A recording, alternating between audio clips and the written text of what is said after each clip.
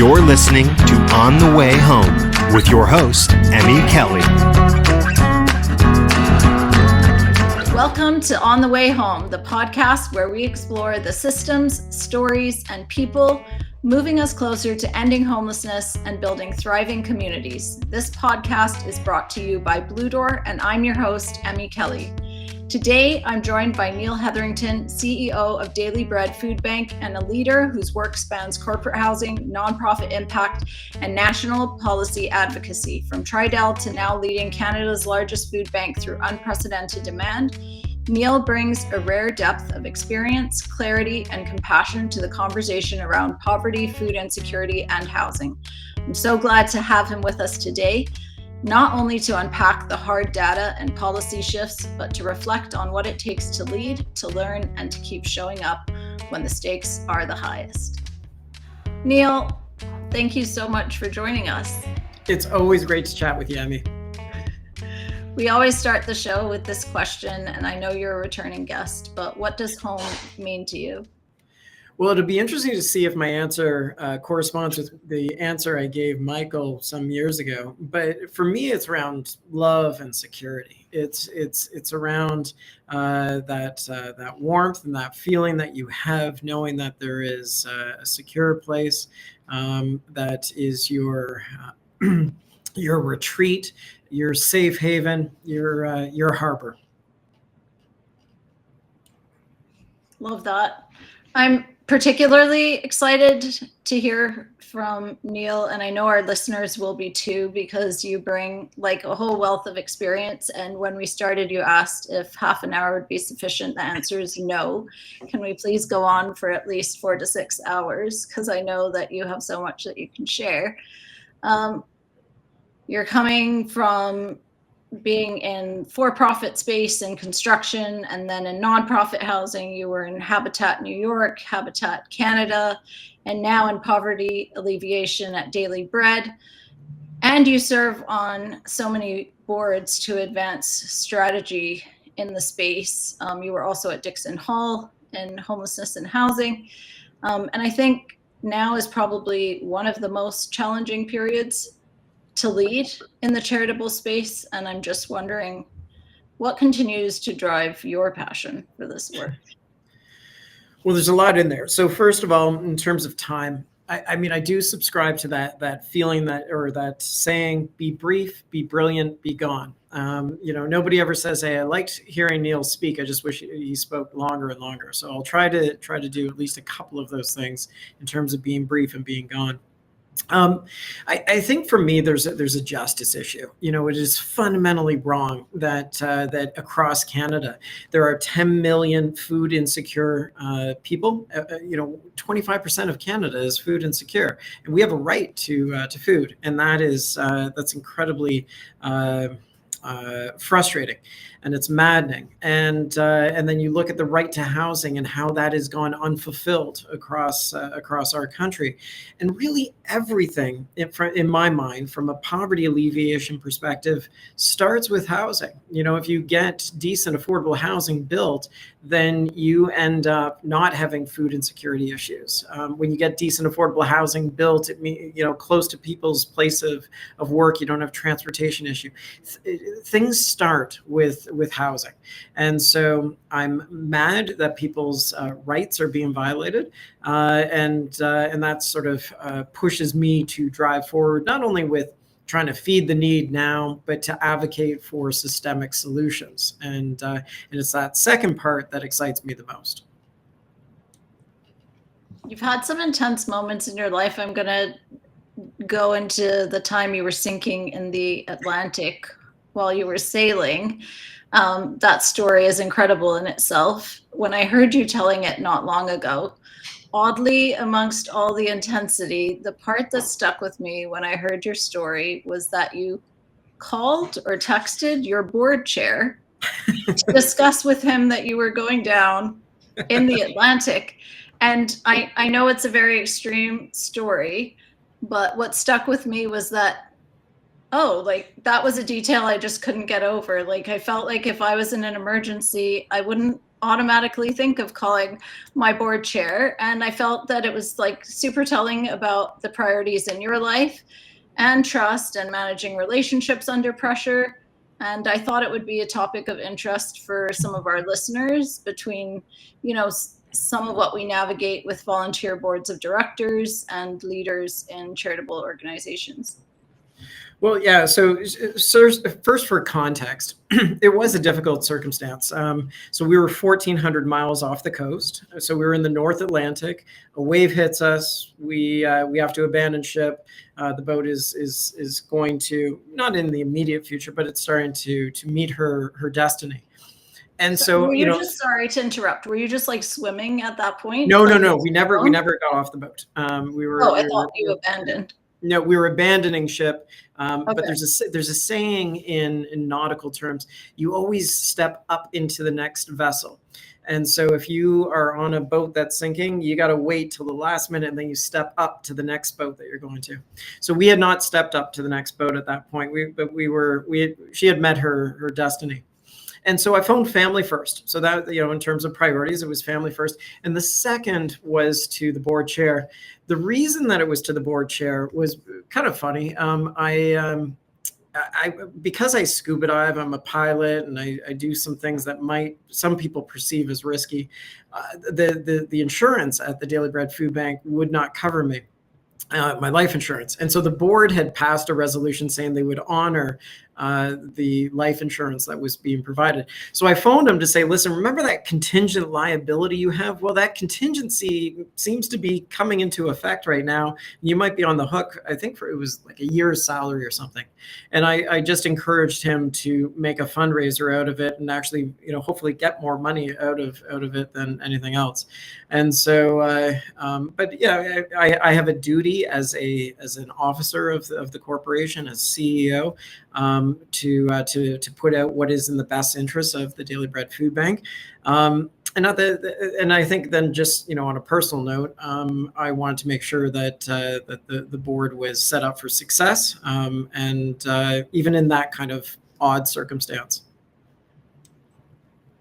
And I'm going completely off topic, but now that you mentioned a fundraiser, not to get deep and dark quickly, but did you provide framing for that? No, it was a very short call, but actually, I will tell you one story about a fundraiser. The most so there was when after 13 years with Habitat for Humanity Toronto, I moved to Habitat for Humanity New York City, and they had a farewell party for me, and that farewell party raised $600,000, and that was wonderful. It was a great fundraiser, but I was standing at the podium hearing this incredible news. And then I realized the most successful fundraiser we had ever had was me leaving. And so I guess that spoke to their desire to get rid of me. Oh, no. No, I'm sure it was about the legacy you were leaving behind. So that's interesting. I don't know if you have more color to paint there about the trust between a leader and their board. In your experience, what does it take to build that kind of trust with a board and sustain it over time? Well, I think, for me, every time I meet with a new board chair, and I've been reporting to boards now for some 27 years.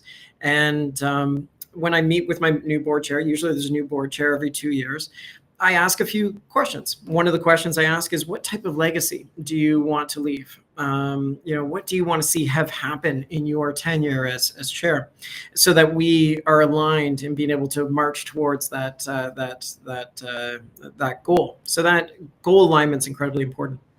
And I make a commitment to that chair that they will never hear about a circumstance as a surprise. If there is something that is a challenge to the organization, be it, our financial results, or maybe there's an emergency on site and that type of thing, that there'll be no surprises. And so we start off with that sense of trust, and we work on a regular basis, meeting every couple of weeks to have those conversations, to be transparent about what is going on with the organization, both the good and the bad. When I was the CEO of Habitat New York City for some time, on our board was a huge number of donors. And that's just the way things are done in New York City. You give a lot of money, you get a board seat. And it's different than what we have here in Canada.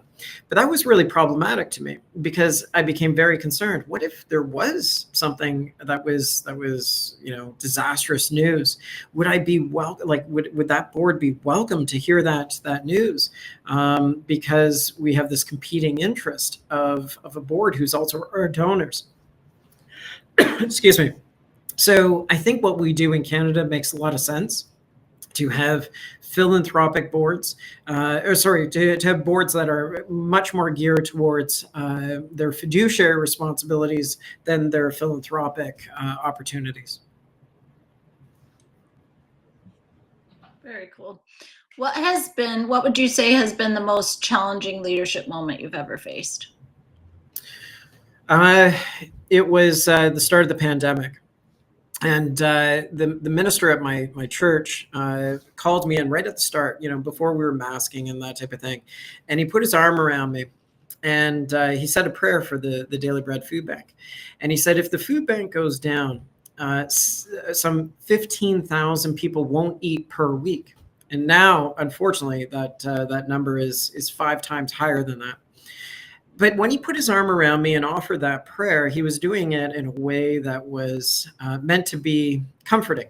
But instead, his arm was this giant yoke on my shoulders because I realized the importance of having a safe work environment that we could ensure that the food would never be disrupted across the city. So I have this enormous pressure to do something.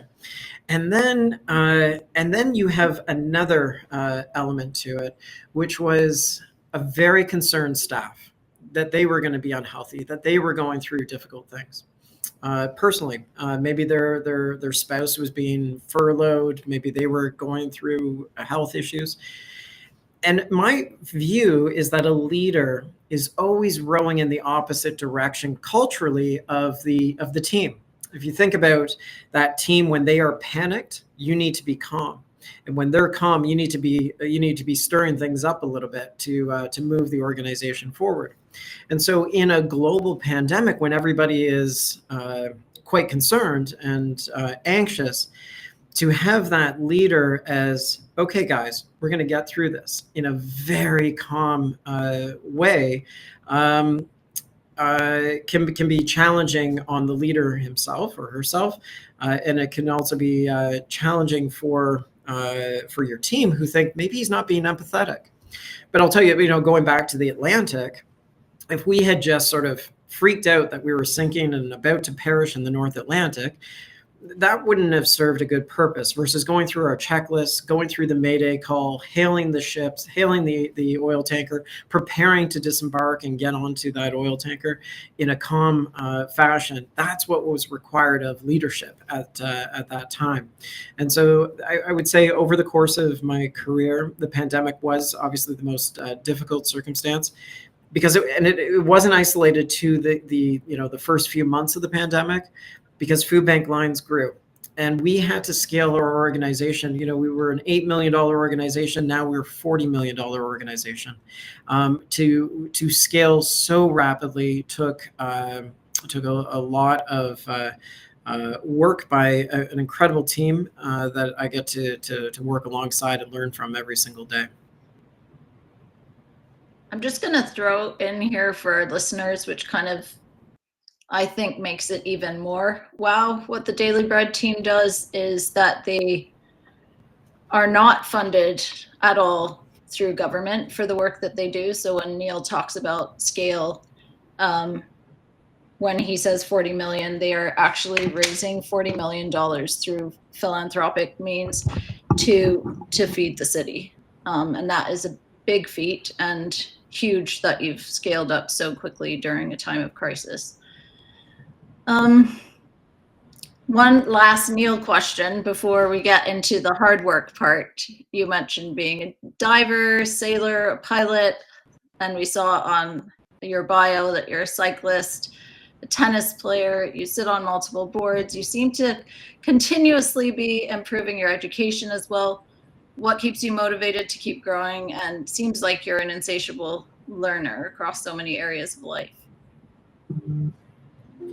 Yeah, I mean, isn't that kind of fun? Like the joy to like there's this joy in learning. I have I don't know, a deep appreciation for nature and for being outside, and so that drives a lot of the sports that I participate in.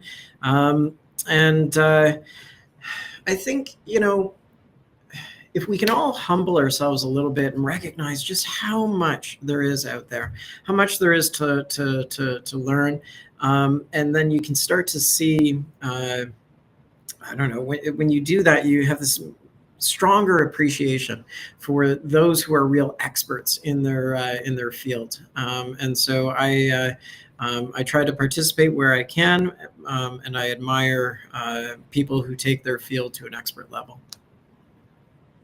Since 2018, Daily Bread has seen demand grow from, I hope I'm getting these numbers right, 60,000 to over 350,000 visits per month. Can you share a little more? You touched on the pandemic. What's behind this surge, and how does it connect to the housing crisis we're seeing in Toronto and across Canada? Well, it's a symptom of the housing crisis, and so yeah, the numbers are right. There's been that massive escalation in food bank usage. So your primary driver is affordable housing, and affordable housing is a big blanket kind of thing. I mean, there's so many different elements to it within the housing spectrum, but I sometimes try to oversimplify it a little bit and say we as a nation failed when in the 90s the federal government said we're no longer going to be part of cooperative housing. And they divested themselves of that. We used to be leaders internationally when it came to cooperative housing, and that it went by the wayside. And we thought the private sector would sort of pick up the slack. And the private sector does a very good and effective job of building private sector housing, but that does not meet the need of those who need transitional housing or shelters or rent geared to income. And it does require government intervention if we want a whole community to be able to thrive. And so what we see at the food bank is when somebody is working 2 or 3 part-time jobs, they don't have decent affordable housing, they're part of a gig economy perhaps, maybe it's those part-time jobs that they're cobbling together and therefore they don't have benefits, and what ends up getting left out is that food bill. And so that's where the food bank and charity have taken a place that we ought not to be taking. And so I'm actually seated right now in the constituency office of a member of parliament, and I'm here to essentially to advocate and to lobby and to help them walk back from this difficult limb that we are all as a nation on. You've talked before about how unaffordable housing is often the first domino that leads people into food insecurity. Can you help us understand how closely tied these issues are? Yeah, and there's some really dumb policies that we have as a country. I'll give you one example. If you are on disability in Ontario and you're in a bachelor apartment and you're on disability, you have an episode and you find yourself homeless. Now you're in an encampment, and we see those encampments all across the country. The government says, good news, you don't have to pay rent anymore. So we're going to cut your disability benefit in half.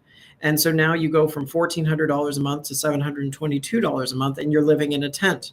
Well, how in good God's name are you going to be able to get first and last month's rent to move out of that encampment and into housing? So we do have these structural issues that we need to look at and really hone down and refine our social policies when it comes to affordable housing. So again, I'll just make that simple statement. If you get affordable housing done right, if you get decent affordable housing done right across the country, it solves so many problems. Tell us about done right. Yeah, so done right would be equitably spread across the country. It would be looking at targeted areas on the housing spectrum. So we do need to make sure that there are appropriate shelters, but they should be a last resort for an individual. Who is going through a difficult time. They should be short in duration. They should not be considered housing themselves. Then somebody needs that probably arm around their shoulder as they move into transitional housing, where there's a little bit more intervention. And so we need investments there. The government has essentially gotten out of rent geared to income housing. And so we need the development on a mass scale of that, all the way up to affordable home ownership, where organizations like Habitat for Humanity do such an effective job. So on each one of those levels, they are meeting a need. It really boils down to government intervention in terms of funding, but also in terms of regulatory changes to make it easier to build. When I was with Habitat for Humanity, it would take about 2 years to take a piece of land that we owned and get housing started on that property. That number now is anywhere from 7 to 10 years. And we have done that. We have done that because we have chosen some ridiculous regulations or processes in order to for a perceived benefit that have these horrible unintended consequences. Going off script for a minute, the Build Canada Homes market sounding report came out. I'm not sure if you had a chance to look at it. I think that there were some very strong pieces in there, and the part that concerned me was the ongoing viability and sustainability of affordable housing. Do you think that there is merit to, or do we need to have some type of portable rent supplement system like Finland or the UK that actually allows providers to be planful from the start in their performance to actually create affordable housing that sticks and doesn't defer a problem? Yeah, that's another tool in the toolbox. It absolutely is needed. I think you always want to be careful that rent supplements don't inadvertently drive up rental prices. If a landlord knows that there's a rent supplement there of $200 a month, is the rent X plus 200? So you want to be cautious on that, and there's ways to be able to deal with that. It's another way to be able to have a public-private partnership. No one group will be able to solve this. We need the private sector is the sector that will build the government housing. The private sector is the sector that will build the private housing, the private rental, private affordable housing, private condominiums, all those types of housing. So it needs to be an all-team effort. I haven't read that report, but I will put it on my to-do. So one major milestone that you just mentioned, we're going to go back to the Canada Disability Benefit, which you and Daily Bread have been championing nationally. And you spoke a bit about how it can impact housing. Why would this benefit be so important, and what would the rollout mean for people with disabilities? So across the country, uniformly, we legislate that everybody on disability has to live within deep poverty. So the Ontario number, and it's similar across the country, the poverty line is around $2,400 a month. And somebody on disability gets $1,400 a month, provided they have housing. And so $1,000 a month is that cap to the poverty line. So we looked at who was coming to food banks in Toronto, and on the Daily Bread banner, we knew that about a third, or just under a third, were individuals with a disability. They were chronically having to rely on friends, family, and charity. So we looked at that group and we said, okay, we should at least, what is the one policy intervention that we could do that might reduce their need to have to come to the food bank? And it was the Canada Disability Benefit. And so we joined and led coalitions across the country, and the government brought in $6.1 billion to the Canada Disability Benefit, which means about $200 a month for somebody on disability. It's not enough. It's not bringing them up that $1,000 that they need to get to at least the poverty line, but it is it's a start. So what does that mean? It means that hopefully they'll be able to afford both their rent and their trip to the grocery store. That is the end hope is that we can decrease food insecurity by decent income supports like the Canada Disability Benefit. And you've done so much advocacy for this, and you've testified at Parliament. What did it mean to testify on behalf of Daily Bread service users and people living in poverty? What kind of responsibility comes with that platform? How did you feel? I'm glad that you called it a responsibility, because it is a responsibility. And I think the first thing that we wanted to ensure and that we talked about when I testify was, I'm not an individual with lived or living experience when it comes to a disability. And so I wanted to acknowledge that up front, that I don't have that same credibility that somebody with those circumstances has. So, but the what I do bring is the on the ground experience of serving some probably 60,000 or so individuals every single month who have a disability, who need food charity, and listening to their stories and talking with them, and being able to coalesce their policy initiatives that they need into government legislation, and hopefully mobilize media and the general community to be able to support that. The nice thing about the Canada Disability Benefit was it was all party support. It didn't matter if you were Conservative, Bloc Québécois, Green Party, Liberal, or NDP. Every party supported it uniformly. Because when you think about it, as values go as Canadians, do we want to be known as a nation that legislates the most vulnerable to live in the deepest circumstance of poverty? And up until this point, we've said, yeah, we're comfortable with that. But then when you shine a light on it, and you shine a light on the circumstance, when you see folks living, hard on the street, experiencing homelessness, and often think, is there an individual with a disability there? And you think to yourself, why are we doing this? We're doing it because we put our priorities in the wrong spot for short-term funding challenges. But poverty is incredibly expensive, and you need to deal with it upstream. And so we advocated for the Canada Disability Benefit, and our hope is that it results in somebody remaining in their housing, that it results in somebody having the ability to go to the grocery store on their own and pick the food that they need for their families. With all the complex challenges you face at Daily Bread, how do you balance meeting the immediate need of feeding hundreds of thousands of individuals and families each month, the whole city, with the longer term fight to end poverty? I mean, it's an audacious goal, isn't it? And I think we need those. We need those. The staff needs that. The extraordinary volunteers that do per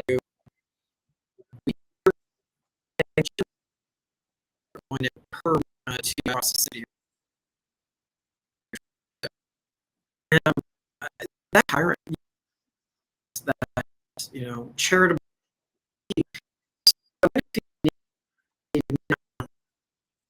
inspiration that we can do.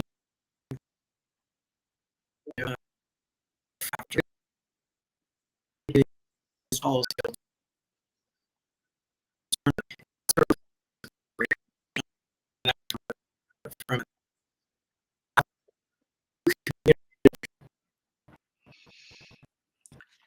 So, is this freezing for you? It okay. Wasn't. No. Hopefully, I have you back. We're gonna take a moment to think about your full experience at Habitat, building homes, launching national coalitions, income security for changing lives. If you could stop the world from turning right now, and you could set everything up to end poverty, but also, of course, we know all systems work together. So economy, everything is on point. I know we can't do one without the other. We need private, we need nonprofit. If you could change it all, speak the words of change that happen to solve the crisis we face in Canada right now, and then wave a magic wand and it would be so, what would your list be? Like, what has to be true right now in Canada to lift homelessness, poverty, and food insecurity? Well, it needs somebody a lot smarter than I am, so I'll turn to somebody who I have a deep admiration for, who built a lot of housing, President Jimmy Carter. I got to know him over a number of years when I worked at Habitat for Humanity, and he would talk about two things that are needed. And so I'm not going to, this is oversimplifying the answer to your question, but only two things that the world needs to sort of remove itself from. And the first was fundamentalism of any sort, political, religious, fundamentalism of any sort, because the world lives in grays and not black and whites. And that is the driver of so much concern. And the second is the growing divide between the rich and the poor.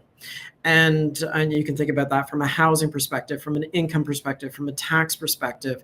And so if you think about those two elements, the removal of fundamentalism and the introduction of a more cohesive income strategy across all levels, then I think we would live in a better nation. Finally, for the people listening right now who are probably listening because they want to do more, do better, they might feel overwhelmed by the scale of poverty, hunger, housing insecurity in Canada, a first world nation. What's something you'd want to share, help people to understand, and what's a way that everyone can be part of the solution right now? Well, I mean, Martin Luther King Jr. had a wonderful quote that he wrote from a jail cell in Birmingham, Alabama. And he wrote that everybody can be great because everybody can serve. And I fundamentally believe that to be true. And that service does not mean that you run away from a for-profit job that you've got into the nonprofit sector necessarily, or into government. But you can have conversations around your dining room table with your family and with your friends, and say, what is the type of Canada that we want? And to me, the type of Canada that I want to see is one where everybody thrives in community, that they have their right to housing fulfilled, that they have their right to food fulfilled. And so everybody can contribute to that. And so they can do that in a variety of ways. The easiest way probably is just to be an advocate, to send a letter to any politician at any level of any political stripe and say, today is the day to build a better Canada. Today is the day to implement your poverty reduction strategy. Everybody can do that. The second that they can do, they can volunteer their time. They can give some of their treasure to support the causes that they see as needing that support. I think it just, these are all solvable issues. We were the ones who created the mess. We're the ones who can create the solutions to get out of this mess. And we were in better positions decades ago. And so I think we need to go back and ask that way back machine, what were we doing differently? And the fundamental answer to that was we were investing in affordable housing. And it started to build cohesive neighborhoods. And when you have cohesive neighborhoods where people are thriving in those communities, then you have a stronger nation. Neil, thank you. Thank you for sharing your insight and passion, schooling us on the interconnected challenges of housing, poverty, food insecurity, and how real change is possible. Your leadership at Daily Bread and across the sector, your advocacy for lasting solutions like the Canada Disability Benefit are truly inspiring. We're so grateful for your tireless leadership in the space right now. And thank you for joining us on the show today. That, my friends, was Neil Hetherington reminding us that leadership at its best is grounded in trust, driven by purpose, and focused on real solutions for real people, From nearly sinking in the Atlantic to testifying before Parliament, Neil's journey shows us the power of staying curious, staying courageous, and staying committed even when the problems feel overwhelming. His work at Daily Bread continues to push the boundaries of what advocacy can look like in the fight against poverty, hunger, and housing insecurity. To those listening, the challenges are big, but as we are reminded through this episode, change is not only necessary, it's possible, and we all have a part to play. Thanks for joining us on the way home. I'm Emmy Kelly, and we will see you next time. You're listening to On the Way Home with your host, Emmy Kelly.